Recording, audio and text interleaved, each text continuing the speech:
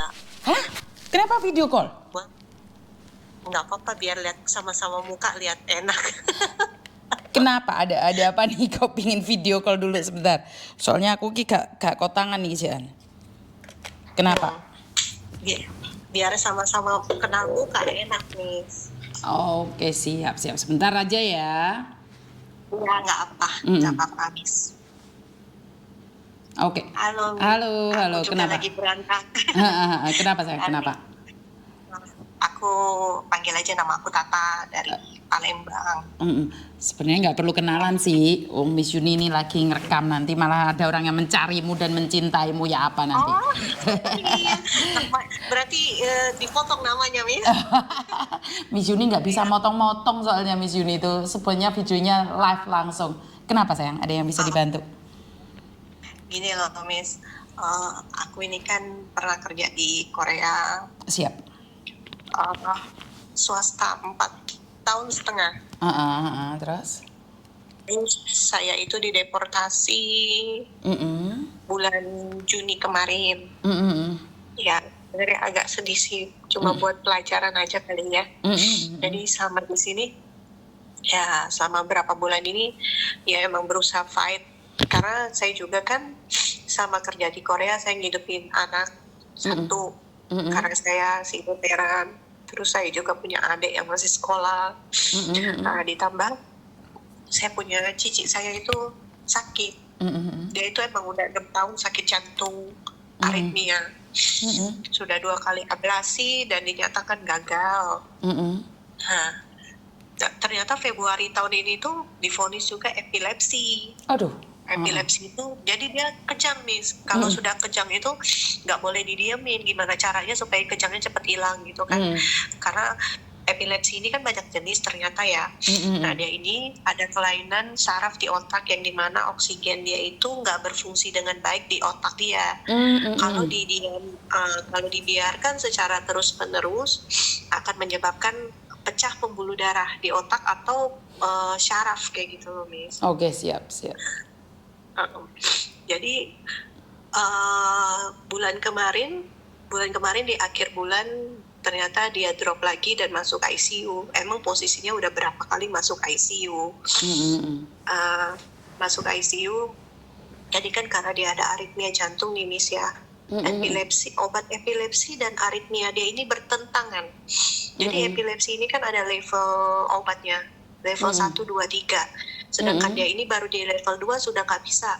Kalau dilanjutin, jantung dia yang kena, dihantam. Bingung. Makanya kan waktu aritmia ablasi gagal itu dokter menyarankan untuk 3 dimensi. 3 dimensi ablasi ini ada nih, Miss, tapi tidak ditanggung dengan BPJS. Di Indonesia ada, tapi tidak ditanggung dengan BPJS. Atau boleh disarankan untuk di Penang. Di Penang itu ya pasti kan sama dengan Indonesia, biaya pribadi nih, Miss ya. Saya juga bingung, Miss, karena gini, selama saya kerja di Korea, saya emang yang ngebiayain hidup dari keluarga saya, tulang punggung. Cuma posisi saya lagi kayak gini, saya juga kan buat hidup saya juga harus mikir dari sisa tabungan saya untuk anak saya sekolah, adik saya masih SMA. Dan 3 bulan yang lalu suaminya itu di PHK, nggak kerja, dan beban saya semakin bertambah karena saya harus menanggung 2 keponakan saya. Sebenarnya bukan menanggung sih, cuma lebih membantu untuk makan, Miss. Saya itu ada rasa kecewa, kenapa ya? Saya jadi berpikir gini, untuk ablasi 3 dimensi ini membutuhkan biaya kan kurang lebih 200 juta lebih lah, Miss ya. Gitu, saya itu ada penggalangan dana di Kitabisa, saya coba. Karena kan sebagai manusia saya cuma bisa berusaha, benar nggak, Miss? Betul. Tapi kecewanya saya ini dari orang yang dulu, saya bukan berharap balas budi ya.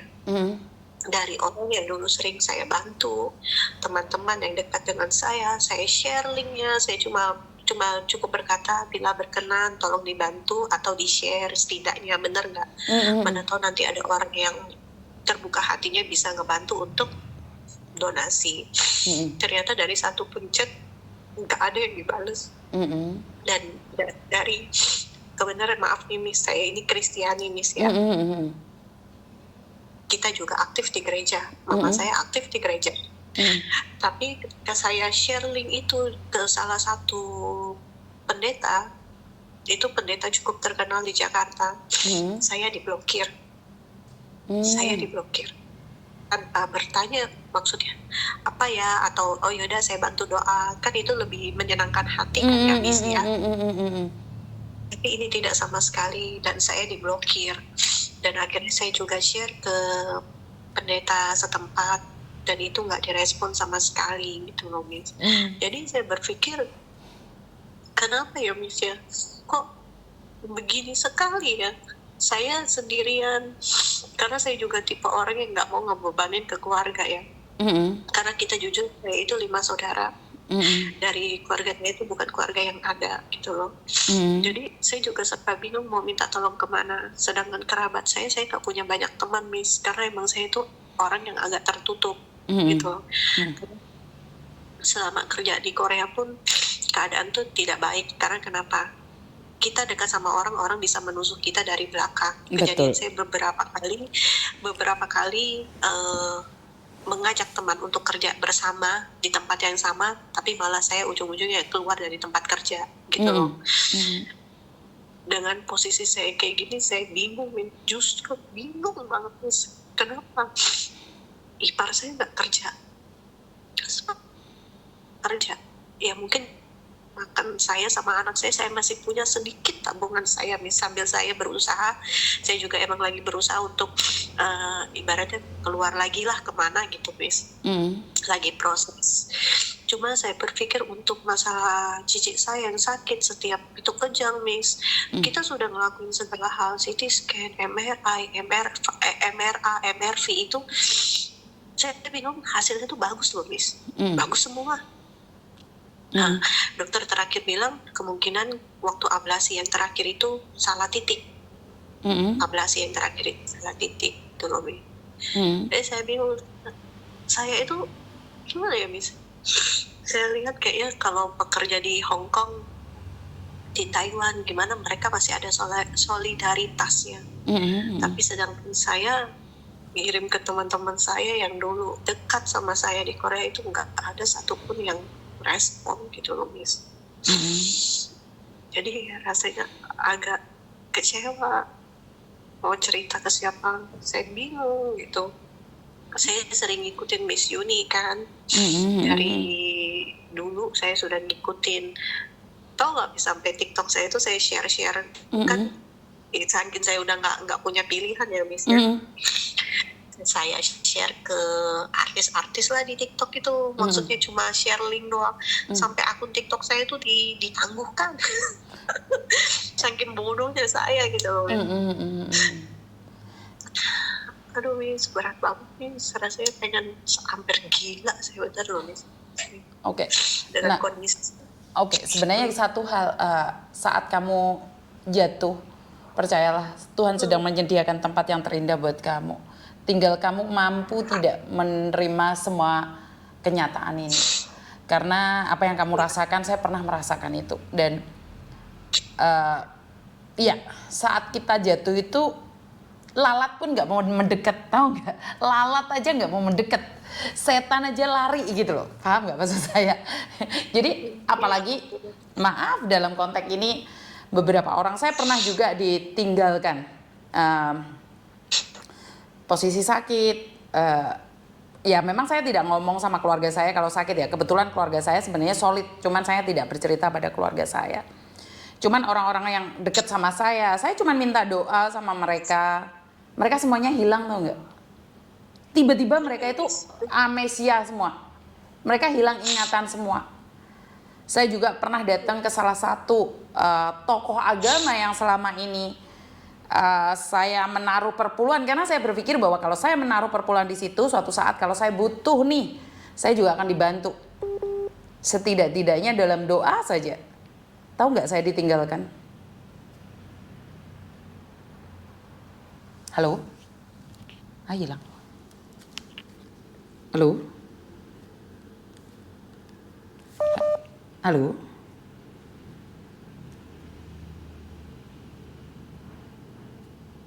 Kok hilang? Aduh, tiba-tiba ngoceh hilang.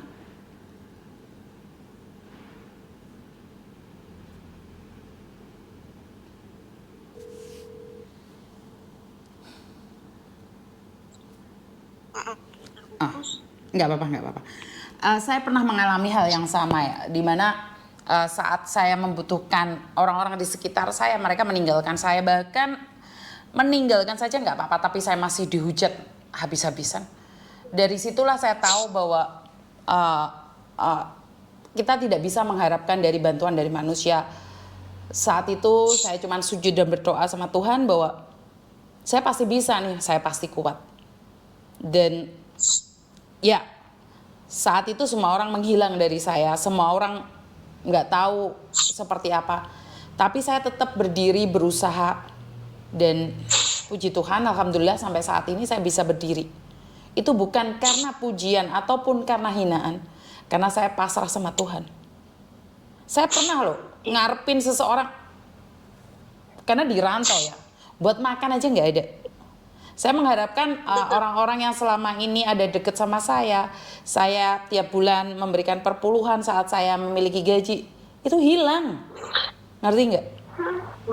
Benar, ngerti, Miss. Tahu nggak sakitnya itu, wah, secara totalitas. Sakit banget, tahu nggak? Karena ekspektasi saya, mereka akan mendengarkan saya setidak-tidaknya didoain gitu loh. Yuni, kamu nggak apa-apa Yun, kamu baik-baik aja Yun. Nggak ada. Saat saya telepon mereka tengah malam, posisi saya sakit di rumah sakit, saya cuma minta, Pak doain saya dong, di reject tau nggak? Benar Miss, saya ngerasa sakit banget kayak begitu ya Miss ya.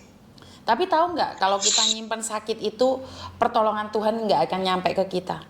Kenapa? Iya. Yang ada adalah dendam, kecewa, sakit hati. Dan disitulah setan-setan itu menumpangi hati kita agar membenci balik mereka. Dari situ saya sadar, dari situ saya sadar saat saya meminta pertolongan sama manusia dan saya diabaikan, Tuhan sedang sediakan sesuatu yang terindah dalam hidup kita. Amin. Tapi ingat, jawaban kita tidak di pertanyaan kita, doa kita itu nggak langsung dijawab sama Tuhan loh. Karena Tuhan itu punya ukuran sendiri kapan akan memberikan mukjizatnya. Jadi kita nggak bisa ngatur nih. Siapa tahu perjalanan kamu nih balik lagi ke negara lain, Tuhan berikan yang terindah dalam hidupmu. Tinggal kamu kuat nggak? Tinggal kamunya kuat nggak? Jadi kalau kalian lihat konten-kontennya Miss Yuni di tahun 2018 ke atas, itu semuanya indah sayang. Tapi kalau kalian lihat Miss Yuni dari 2012, kalian lihat hancur-hancurnya saya. Iya, Miss. Jadi melihat Miss Yuni sekarang enak, enggak seperti itu. Saya dijatuhkan, saya dipentalkan, bahkan saya pernah menjadi lilin. Saya menerangi orang lain tapi saya yang terbakar. Sama kayak kamu hari ini. Kamu hari ini malah ngalami itu. Kamu hari ini tuh jadi lilin, tahu nggak? Kamu itu bisa menerangi keluargamu tapi kamu kebakar. Benar, Miss. Ya, siapa tahu dari kegigihan kamu berusaha hari ini, kamu mendapatkan jodoh yang tidak pernah tahu nih. Tuhan sedang sediakan, tinggal kamu kuat nggak? Saya sih mikir Miss, gak pernah mau nikah lagi karena saya pikir anak saya kan udah lumayan besar SMP. Saya hanya mikir mau besarin anak sampai anak saya lulus SMA, kuliah, kalau ada uang, rezeki. Itu aja sih Miss. Bukan, karena kita tidak tahu. Kita tidak tahu nih.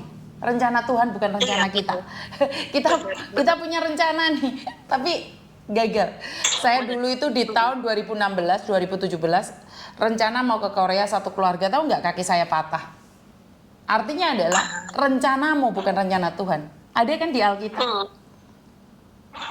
Bener nggak? Jadi ya kita belajar aja. Hari ini kamu hanya butuh apa? Dukungan moral sih.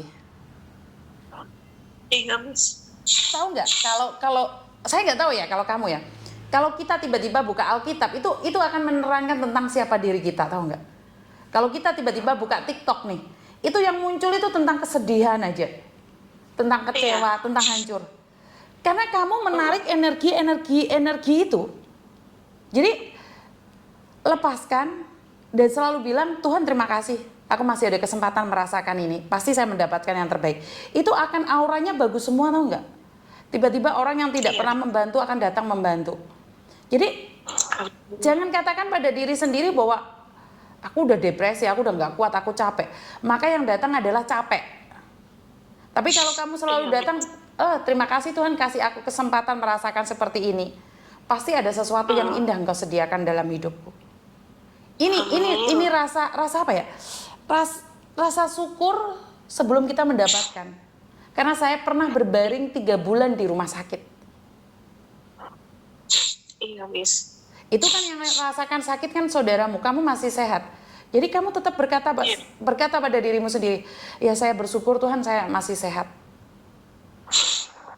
Tapi waktu itu saya sendiri yang sakit, saya sendiri yang hancur di rumah sakit. 3 bulan.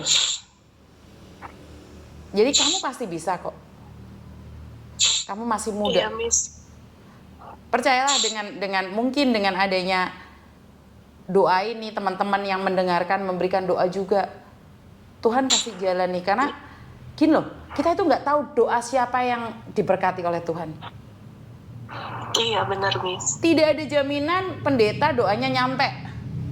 Tidak ada jaminan orang yang biasa-biasa saja doanya nggak nyampe, nggak ada jaminan. Benar, Miss. Karena itu saya membiasakan diri untuk meminta doa. Karena doa itu menembus ruang dan waktu. Doa itu mukjizat yang nyata. Amin. Percayalah, hari ini kamu bukan siapa-siapa.